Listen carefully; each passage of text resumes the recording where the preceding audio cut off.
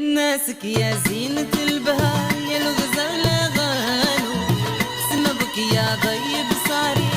مولاتي غنية وانا يا في طرز شعري سميتك يا لالا غانو ناسك يا زينة البهار يا الغزال غالو سمبك يا ضيب صاري مولاتي غنية وانا يا في طرز شعري سميتك يا لالا